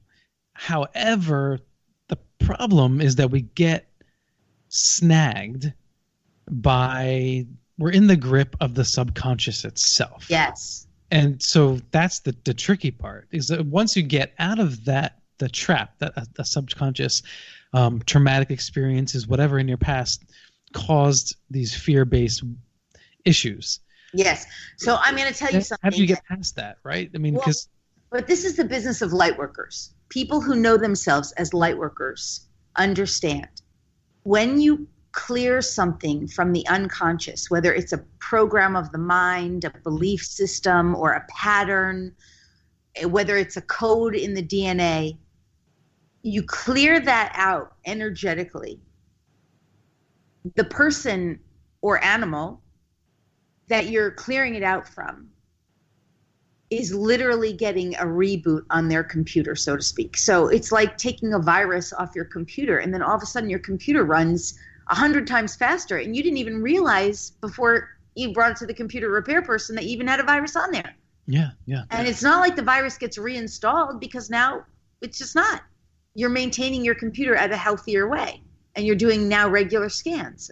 It's not just that. What happens with lightworkers is, because I can pull this stuff out of the genetics. So I can go in through the ancestral lineage.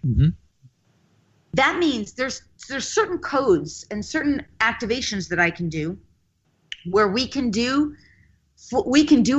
actually affect the whole of humanity, because I'm working with the laws of the universe. So the laws are governing me, and the laws are saying yes, this passes this law. Yes, this passes this law. Yes, if I get a pass on all the laws are in agreement with something I'm doing, I can do something for the whole of humanity, because I am operating with one of the laws is the law of one. All right. So law of one. Ultimately, all is one. So what this means, why this is so important, Alan, is that when you're talking about we get snagged and we get traumas and we get hooked into things, you're right. But this is the business of Lightworkers. We have been clearing the heavy lifting. We have been doing the work. Okay. So we're making it easier. Right. So it's like when you're injured, you go to a hospital, and there's doctors and nurses and people who can help you.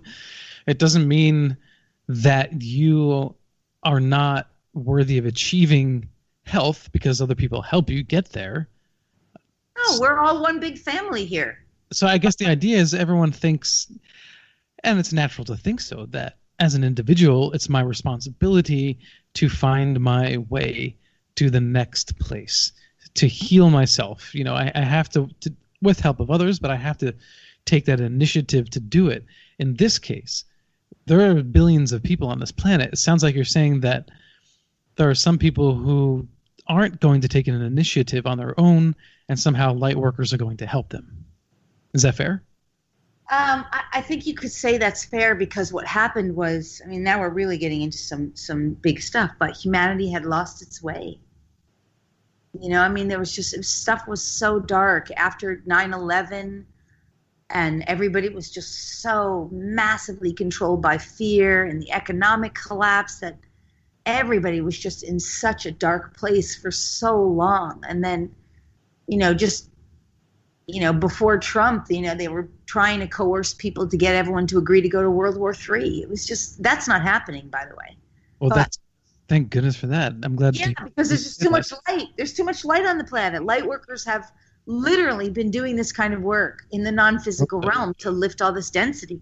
So, it's not, this is just part of the divine plan. When humans literally ask for divine intervention, how do they think it's going to happen?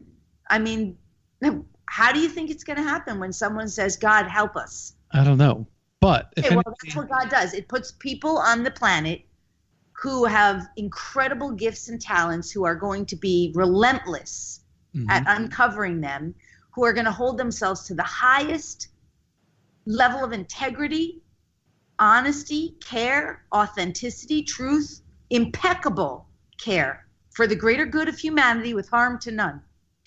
Okay, so who have to function within the laws of the universe. If anybody wants to divinely intervene tonight, you can call in at 5 KGRA Live. That's 855-472-5483. And you can ask Lori your own question, whether you came from a darker place, a lighter place, how you got to where you are now. If you have any questions for her, perhaps she can help along the way, or provide some insight as to how you got to where you are and where we're going and where you're going. I don't know. I think there's a lot of individual stories out there, and each of us having our own story, though similar to another, helps us, I think, to understand ourselves better when we hear and understand how someone else has gone through something. Yeah. It's like when you hear something 100 times and it doesn't register, and then finally you hear it that right way, coming from that right person at that right moment, and it's like this click, and it's like, oh, that makes sense. I understand this aspect of me now better now. Yes. So again, that number is 85-KGRA Live. So I do have a question here from a regular listener, and the question is, if there's no sickness in the future, right? What about death? Oh, yeah, that's a good question. So death completely changes in the future, too, because when I talk about future like this, it's more like just, I want to understand, it's not like a psychic prediction. It's the evolution of humanity. But death becomes a conscious choice. Mm-hmm. So it's more like a choice that you're done with what you came here to do for now, and you like to choose something entirely new that doesn't involve any of your current experience. So some of us might be like, yeah, another 50 years is good. Someone else is like, sure, I'll take another 1,000. Right. It's a very conscious. People are already doing it in my community. It's like you're choosing how and when. You learn how you work with the laws, you work with contracts and agreements, you work with higher consciousness and the divine and your own higher inner self that is basically an embodied being to really choose what you want. You see, in the old experience, that third dimensional paradigm, we've been learning lessons. And lessons are great to learn. But in the fifth dimensional paradigm, you don't have to learn lessons. It's like Nemo in that, what's that movie? Finding Nemo? No, Blue Pill, Red Pill with Keanu Reeves. Matrix. Matrix. Right. They just download. Isn't it in that movie where he just downloads and he suddenly becomes a karate expert? That's what it is. You don't have to learn lessons anymore. You just download and awaken and activate that which you need to know to have the experience that you choose to have. Well, that makes sense to me, and I would love to see that future. I'm going to go to the phone lines right now. Ronald, you're on the air with Lori. Hi, Alan. How you doing? And thank you, Lori, for being the guest tonight. Very interesting. Very interesting. You're talking about communicating with animals, and you talk to dogs and things like that. I remember what was the one? Was it Will? Who was it that had that one show? Dr. Dolittle, was it? Something like that. It was a movie in the theater, talking where the guy started talking to animals, and all of a sudden he knew what they were talking about, and he was able to communicate with them. At first it was a fun little movie, but then you made a lot of sense on a lot of different angles here. Being able to connect with nature, being able to connect with people in general, and then being able to connect with the universe as a whole. I remember hearing someone talk about in the 1980s about being in tune, and I used to kind of laugh at them, like, what the heck are you talking about? You're just crazy, And that was back then I was thinking they were crazy, but now after doing some research and listening to what you were talking about, it makes a lot of sense to be in tune to the surroundings that you're in. So how do you tune into frequency, for instance, like on our car radio, for instance, we got to get, and that might change from location to location. You lose your signal. You're going to have to retune the radio, get back to get another frequency on the air. How do you tune in to these different frequencies, and can you know if one is good or bad? And I'll listen off the phone. I'll let someone else call in. Thank you, Alan, for the phone call, and thank you for the phone line, Jerry and Bill and everyone involved in getting this phone line running really nice. Thank you. Yes, thank you, Ron. Appreciate it. I'll listen to you on the air. Thank you. Okay, great. Thanks. All right, Laura, so how about it? All right, so the first part was how do you tune in, and the second, or at least how do you begin to tune in, and the second part is how do you know if it's good or bad. So the way to tune in is to get really quiet and still. And this is what people don't do. They're really wired into technology. So a great way, I teach this in my psychic development class, is to set a timer, turn everything off except the timer, refuse to get up, start with a minute, and sit peaceful. And just put a teeny little dot on the floor and just stare at the dot. Why am I saying this? You have to still the mind and get really peaceful and quiet and still the body. You can't tune into anything in the non-physical realm and really be attuned to it if you can't sit still, be quiet, and be peaceful. So that's how you start, and you practice it because it may seem little, but it's really big to be able to do that, to sit really still and be really quiet and peaceful and be willing to notice whatever you notice. I mean, this is just mindfulness, right? Get mindful. so that there's not all these interferences and distractions that are basically taking up space in your brain and pulling your attention. The more you can be still and be peaceful and be mindful, consciously aware of whatever there is to be aware of, the more you're going to open up to all that is. And this, again, I mean, I've been doing this now for over 12 years professionally, which means something like 14 or 15 years not professionally. And even before that, I was into this stuff. I mean, I was always a meditator, even from when I was little. It takes time. You can't get impatient. You have to be in it for the long haul. But the more you do it, the more you start to become more aware. That's how you start. Okay. How do you know if something's good or bad? Very simple. If it's good, and good, understand good and bad are judgment words, but overall, if it's of a higher frequency, lighter, pure, it's going to somehow lift you up. Now, even in what we've discussed today, even everything we've discussed, most of what I've offered here is things about excitement, optimism, enthusiasm, good news, opportunity, expansion. It's going to somehow enliven you, uplift you, excite you, make you feel better. It's not because it's a lie. It's because it's opening and expanding you to something lighter. That's how you know it's good. If it's not good, it's going to make you feel worried, fearful, heavy, nervous, upset, doubtful. That's how you know it's not. You often ignore those feelings, though. Yeah, you shouldn't ignore them. You have to address them. But the tools to address them are typically something like consciously saying, how is this serving me? And if it is, let those gifts be revealed to me in ways that are good and right. And if it's not, it must go now. Well, that's it. Sounds similar to another, I guess it's a prayer that I've heard. Something like,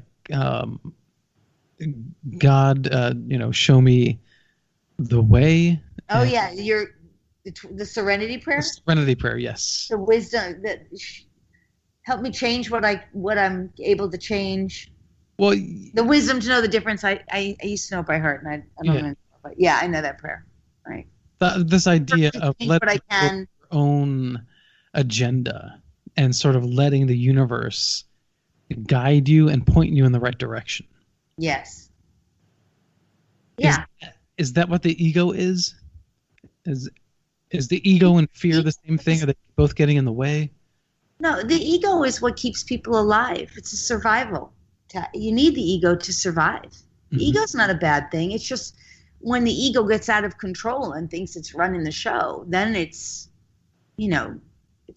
designed to keep you alive. I mean, it's what gives you aspirations, dreams, hopes for the future. It helps you to succeed at things you want to succeed at. It helps you to experience things. It tells you to eat when you're hungry. And, it's not a bad thing.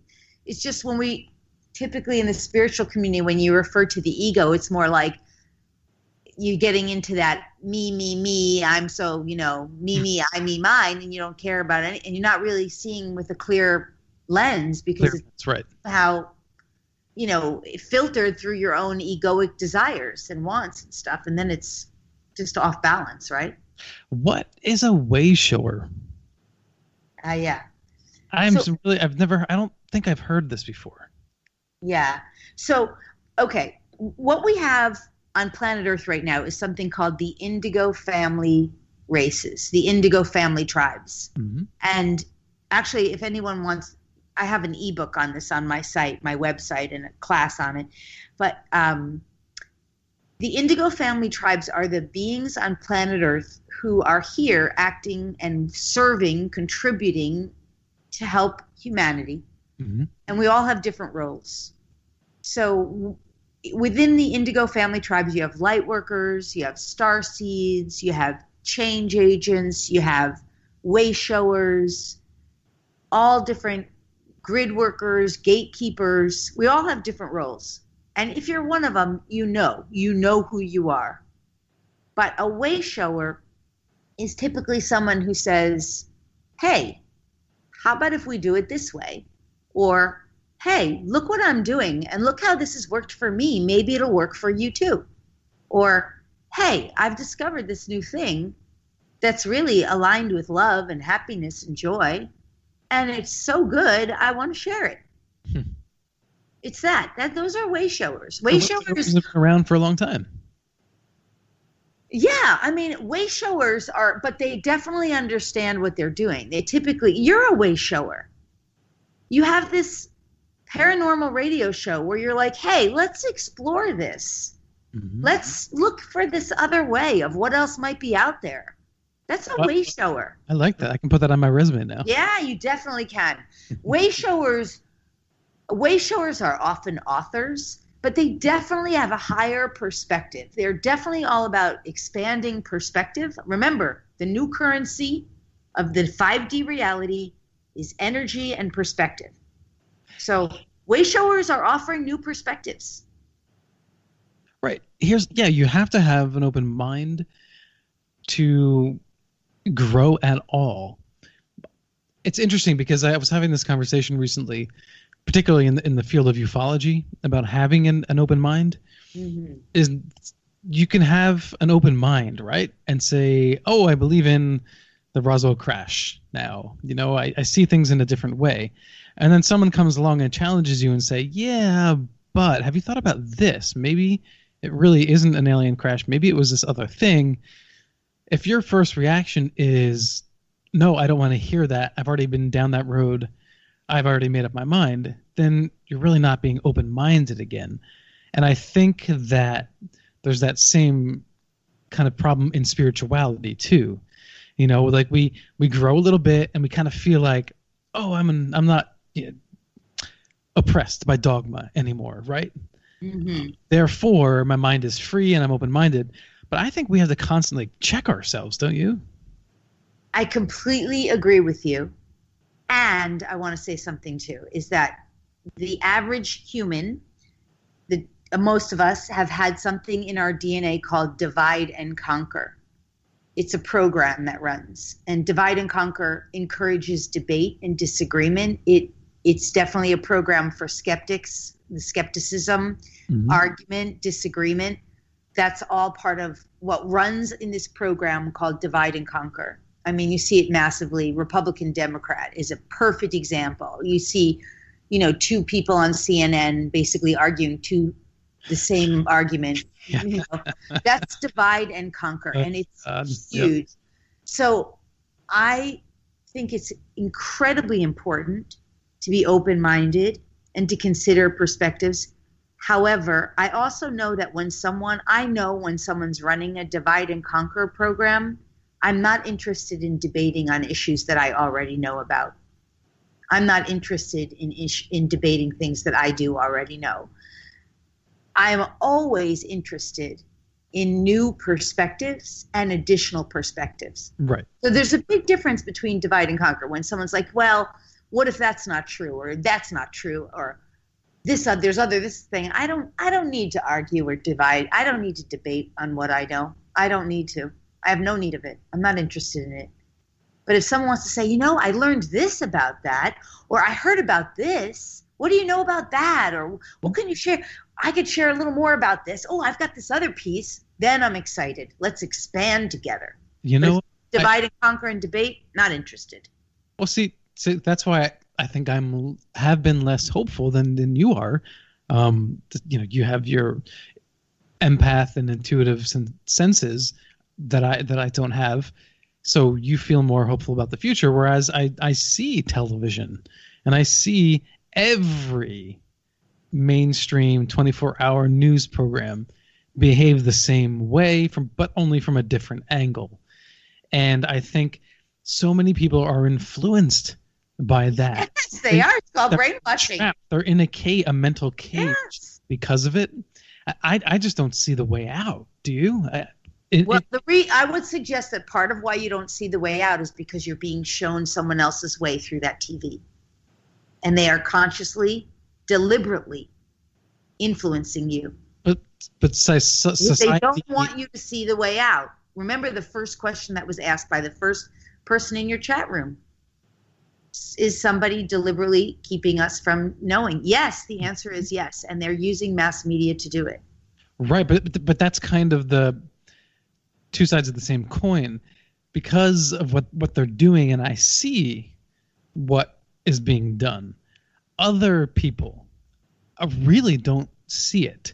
They let themselves live in a bubble, and that's what I don't understand, how we're going to be able to get out of that.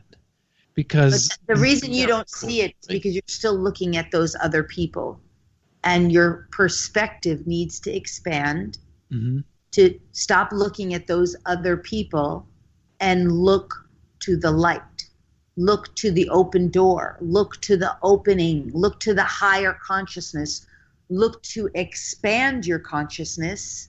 In other words, give yourself new perspective, expanded perspective, rather than what those people are seeing, because that's not what you need to see anymore anyway. There's so much more to see. So I can see the problem, but the problem also distracts our minds from finding the solution. Yes, because this is what I say. Everything that I was saying tonight in our conversation, remember when I was saying, like, all the people I hang out with, we all already know this stuff. Like, everybody that I hang out with on a daily basis, they know this stuff that I'm sharing. And that's because we're all looking at other perspectives. And this is ultimately what does free humanity, is to choose to see more, to see greater, to know more, to know greater. And again, that is why this show, for example, is so important, because you're helping people to see more, to know more, to expand consciousness. But nonetheless, it has to continue, because there's so much more to see. If you've got your eye on the tip of a pin, if you're looking through one little lens, you can't see everything else. You have to start looking somewhere else. And that really is a huge part of the solution. In 80 years from now, approximately, when we reach that new plateau of existence, for those of us that are listening now, how long do we have to hang on so that we can stay with the future? Yeah, I mean, I love your question so much, Alan. First, I just want to say 80 years, it's a linear time frame for the whole of humanity. But you don't have to hold on at all. It's here now. It's already here. This new state of being, this new state of consciousness, this new way of living, behaving, seeing, perceiving, knowing, understanding, it's already here. But I can tell you that if you're tuning into CNN every night or something like that, that is not the way you're going to get there. That absolutely has to be something we turn off. Absolutely. It is poison for the brain and the body. It is toxic. It's so unhealthy because it's literally influencing you to such a degree.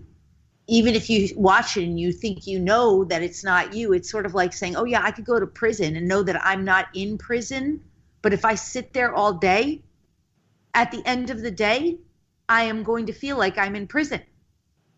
Even though I say I can walk out at the end of the day, I have at the end of the day feel so bad. And you're basically going back to prison. I'm saying you, but I mean people who watch that stuff every single day. And even if they have more consciousness, they're like, yeah, I'm not in prison because I can turn it off anytime. I know better. Yeah. But you're still hanging out in prison. Why? Lori, we're at the very end of the show here. This has been fantastic. And I've enjoyed spending time with you. Thank you so much for having me. Yeah, absolutely. So 30 seconds, what thought would you leave us with tonight? Well, first, I would just love to have people head over to my website, if I can tell them. They can get a gifted DNA activation, a class on how to activate the DNA, and a class all about the starseeds. That's at LoriSpagna.com. And you have to scroll down. They can get that. But the other thing I'd just like to say is just it's reverse engineering, eye on the ball. Understand where we're going, but you have to expand your consciousness and elevate your frequency to get there. Okay. And it's there. It's here for you now. It's not something you have to wait for. Well, and if people have questions, right? And if people have questions for you, do they just go to the website? Is your email there? Yeah, they can head to, first of all, they can find tons of stuff under my name on YouTube, Lori Spagna. And I love when they comment and share. I try to comment back. They can also, yes, go to the website, lorispagna.com, and they can join the community. Actually, lorispagna.com/free gifts/DNA, and they'll get a gifted DNA activation. And lorispagna.com/free gifts/starseed, and they'll get the book on the Indigo family tribes, all the way showers, understanding all about that. Yeah. So, yeah, hopefully that's helpful. Thank you. Alan, thank you so much for having me. It's been so much fun. I hope you enjoyed it as much as I did. I did, and I certainly learned a lot. Thank you. All right, have a good night. You too. All right, so everyone, this has been a lively show indeed. I'm really grateful for tonight. I feel like I've thought about some things that I've not thought about before, which I think I'll comment on next week's show. So tune in next Tuesday, 8 to 10 p.m. Eastern Standard Time on KGRA Radio, your official contact for the best in alternative talk radio. To find out more, you can go to kgrradio.com/paranormalnow, or you can find me on Instagram at paranormalnow. Join us August 20th for a roundtable discussion, speaking of debates, with Peter Robbins, Mike Rogers, and Kevin D. Randall on the Phoenix Lights. So I'm giving you a month ahead to plan for that, because that's going to be an awesome roundtable discussion. Stay tuned for Fade to Black with Jimmy Church next, and a special thanks to KGRA producer Bill Skywatcher. And until next time, live in the mystery.